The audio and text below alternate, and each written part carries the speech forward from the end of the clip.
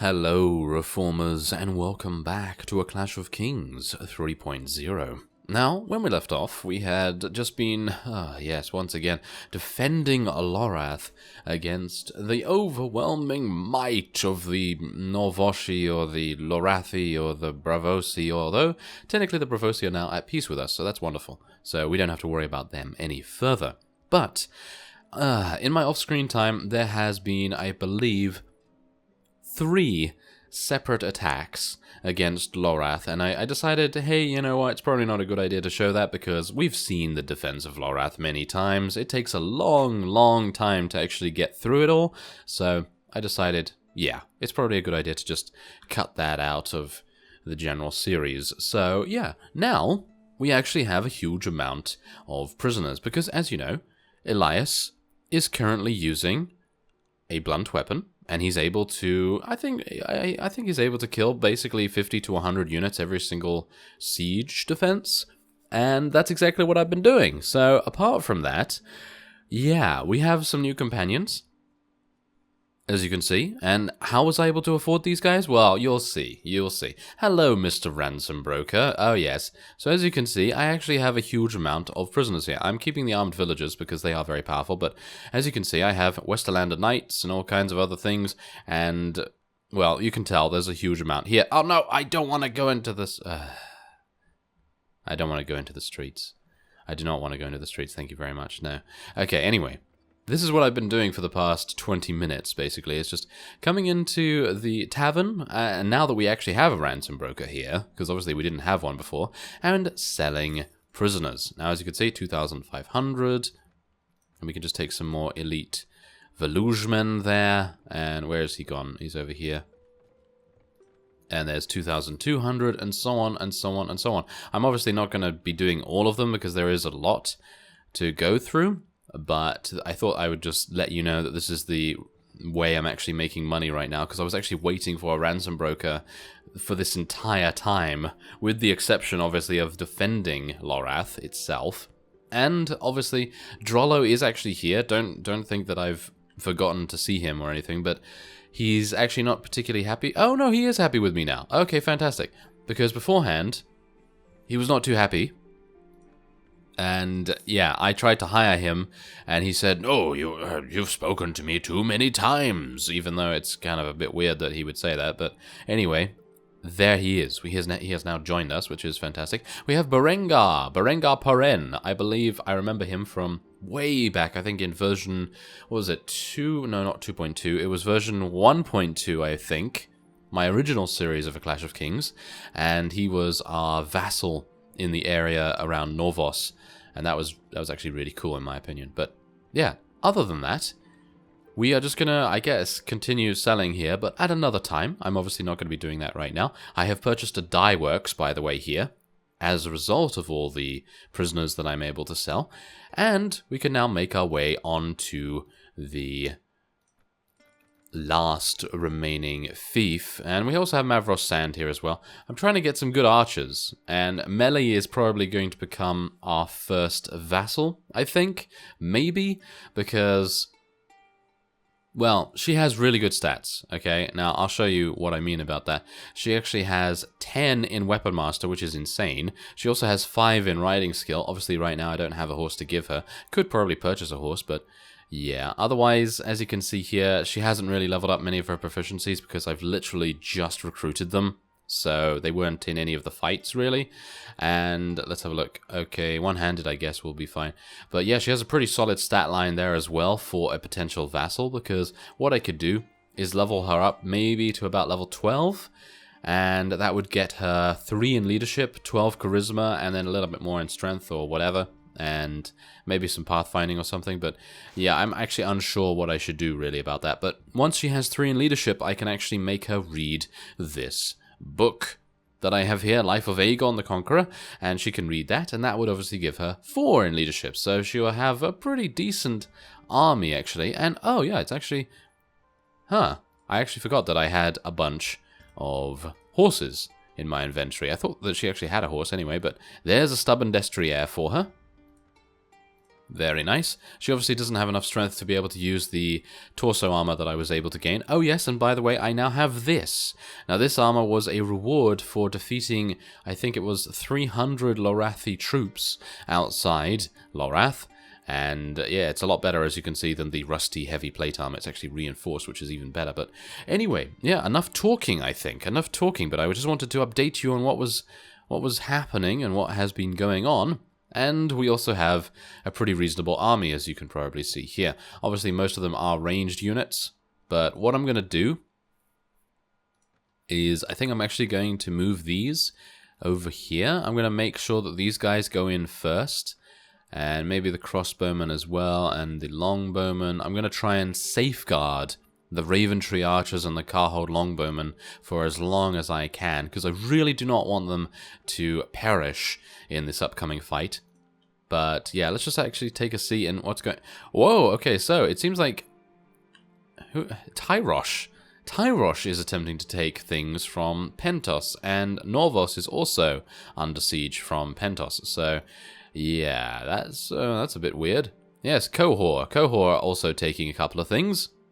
Alright, so we actually have a bit of a difficulty here. We actually have one of the LORATHI vassals attempting to raid one of our villages, and we do not like that at all, do we? No, we don't like that, because obviously that's going to reduce our troop wages.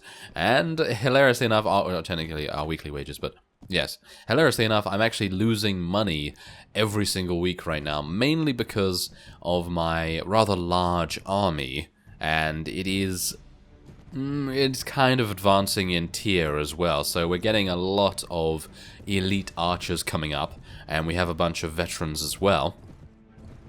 And obviously that is meaning that we're turning into having a very, very large weekly wage, which is not very nice. It's not very nice to have to deal with such a large weekly wage, but considering I have so many prisoners, I don't think it's actually a big deal, and I should, in theory, be able to sustain us for quite a while. I think the weekly wages is actually making me lose, how much is it? I think it's about 5,000 every single week, which is pretty harsh. It's actually pretty harsh considering, but I guess, you know, we are the lord and king and liege of our own lands, so I suppose it is to be expected that those costs will come along with it.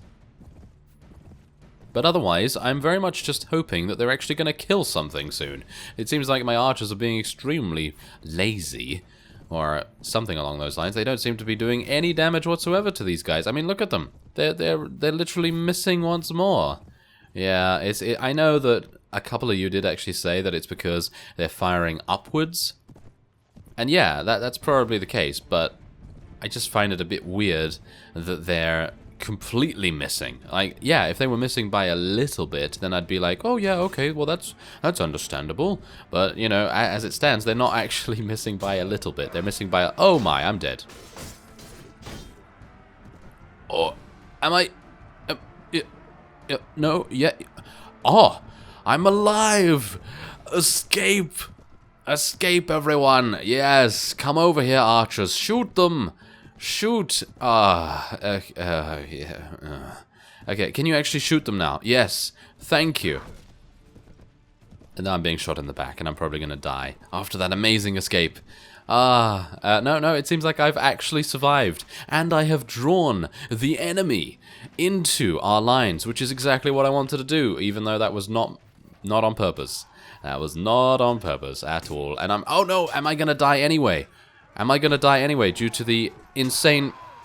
1 damage. Yeah. Due to the insane slowness of my weapon. Wow. Okay, so, yeah. Anyway. Oh, that was pretty amusing. That was pretty amusing, I got to say. See, that's the thing. I don't really want to be just standing there and letting our archers just do whatever. I kind of want to be going in there and trying to provoke the enemy to attack us. And obviously I did that. I did that quite successfully, hilariously enough, in one of the greatest ways possible, which is, of course, Elias Mormont dying. Yeah, that wasn't particularly good, was it? But it's okay. It's okay, because our archers are actually not even that bad in combat, in melee combat that is, because obviously we do have a couple of crossbowmen, and the crossbowmen are pretty good, but obviously these Velugemen that are coming in here, hopefully none of them are elites, because if they are, then we might have a bit of A couple of difficulties. Now we are losing a bunch because they are charging in and I can't tell them to do anything else. If they hadn't charged in, then I would say that we would have won this with a very, very easy victory there, but it seems like I'm going to have to actually retreat, which is a bit of a shame. But I am going to change commander here. I'm actually going to change commander to Mavros because I can't command with Elias right now because he's too injured. How terrible. How terrible, isn't that? Oh well. Doesn't really matter because there's only 40-something units remaining, and this should be a pretty easy victory, and then we'll go on to the last remaining fief of the LORATHI. I'm pretty excited to actually eliminate them, finally.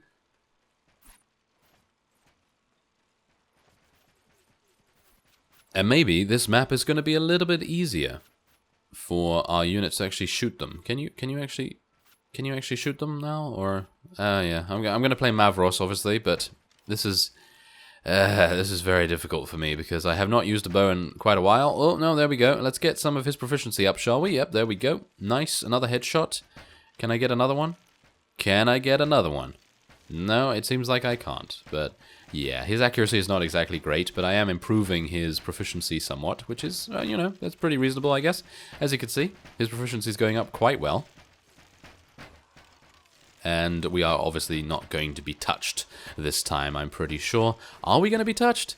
Nah, they're going to run away before they even get to us, which is very good. Only 4 more arrows remaining. Whoa, look at that. Yeah, we did not get touched at all. Very nice. I like that. Should I tell them to go a little bit forward? Let's tell them to go a little bit forward, even though they're probably going to stop firing a little bit, but that's okay, because I would like to get them into effective range. I don't really want to just wait for them to, you know, miss, and then a hit. You know, you don't really want that, but yeah, let's see if I can actually kill this guy. Can I? Am I going to get killed? Am I going to get Mavros killed? No, I'm not. Apparently I'm going to get a headshot, which doesn't give me any weapon proficiency, hilariously enough, even though the headshot was technically more skillful than the normal shot, but okay. Yeah, I'll take it. Why not? And now that we have... Oh, yeah. Very nice. Now that we have actual companions, we can actually... Oh, why am I even doing that? Yeah, we can take loot. We can pretty much just take loot. As you can see, you can let your companions collect all the items, which is fantastic. I actually think that that is one of the best features of A Clash of Kings, hilariously enough. I mean, you would think that, you know, other things would be one of the best features, but I personally feel like that is one of the best features. So, yeah, that's pretty cool. Anyway, there you go. I think we're good. Melee has advanced in level. And, yeah, we're going to be getting her charisma and leadership. And because she's going to become our first vassal. She is probably the best suited for it, because obviously Berengar's not really a fighter, and he is going to be our tactician. Mavros is just going to be another archer, and Drollo's going to be another archer. So it's not necessary to do that. Oh, right. Oh, okay. Well, I think we're going to go for the Reigns of Castamere, because how can we not? Oh. That didn't really do anything. Oh, well. That's a bit of a shame. But what can you do, I suppose? Oh, well. Yeah. Okay, so, yeah, we're just going to go in here, as you can see, which only has about 100 units. And we should be fine. But this is obviously a siege tower once again, so it's going to take a bit of time to construct it. And what's actually going on here? Is there anyone going against us here? No, no one is declaring war against us. They know better. Ah, we seem to have a slight complication here. These guys have decided to attack me. They have 155, but I don't know. I mean, I don't even know why they're doing this, really, because they actually passed me multiple times, and then they came back in the night time, which is a bit strange, because I thought to myself, oh, they're just going to leave me alone. That's fantastic. That means I don't have to have any worries about them. But no, they decided to be a bit annoying. So yes, we're actually just going to tell our archers just to hold position right here, and we're going to tell them to fire at will now as well. Now, I do know about the volley fire thing, but I kind of don't want to use that right now because it is quite wasteful in terms of ammunition, and at the moment don't really want to be sort of wasting our efficiency, shall we say, because the efficiency is probably the greatest bonus that we have right now from having Carhold Longbowmen and Raventree Archers, but obviously they're not actually being used right now, so I'm actually unsure whether I should just... I don't know, I probably should be using them, shouldn't I? Probably should. Yes, that would... Oh, lovely damage. Lovely damage. I'm actually really surprised that I was able to do that there. And it seems like they are... Oh, we do have some Raventree archers, actually, in the battle. And I'm going to try and distract these guys if I can, because I really do not want our guys to be attacked. Oh, I've forgotten how good Elias's weapon is. I'm too used to Bear's Hilt from the Pendor series having a terrible, terrible one-handed weapon. So, yeah... There we go. That's at least a little bit better. Obviously, we don't have a lance here, so that obviously makes things a little bit more difficult, but the horse is doing some good damage, at least. The horse. Yes, I call it the horse, but really, we know what his name is, right? We know what his name is. So, yeah, anyway, let's see if I can actually just keep these guys attacking me. Look at this. This is hilarious. This is absolutely hilarious. This would not happen in a real situation. Just think about that for a second. Can you imagine a real-life situation where the forces of Hannibal or something, you know, would just be like, oh, yes, let me just walk around Julius Caesar's, you know, troops and just follow this one guy on a horse. Yeah, follow that one centurion on a horse. That would definitely be the way to go. But if you're if you're into that kind of like fantasy stuff where they're fighting against each other and you can kind of make weird combinations and things, then yeah, it's kind of hilarious. There's no way that they would do that. They're way too good in terms of being very strategic, very tactical to be like, oh, men, attack that one horseman. You know, so... And you didn't see me, but I was actually pointing like a true ruler would, you know, pointing. I'm pointing at that man on a horse right there. Yeah, so I thought that was quite amusing, suffice it to say, but... Yeah, okay, so we've lost 13 units, but I suppose that's to be expected. We kind of have to have some losses, but I'm going to try and get in front of these guys as well.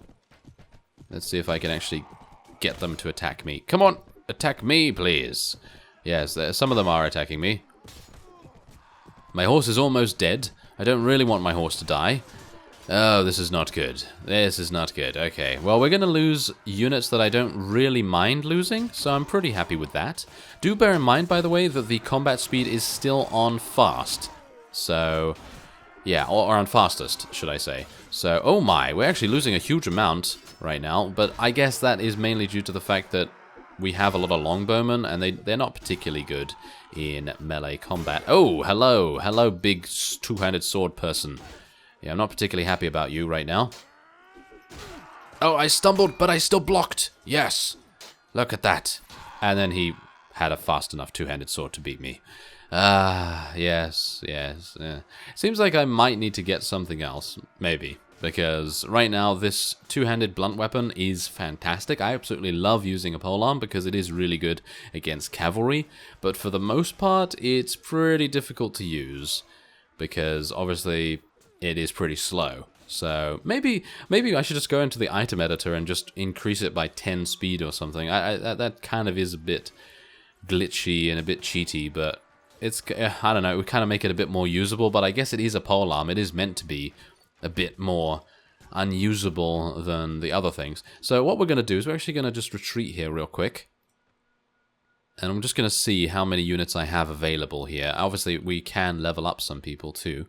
So, let's just see what's going on. Okay, so we still have a pretty large amount of Raventree and Carhold Longbowmen, which is absolutely fine.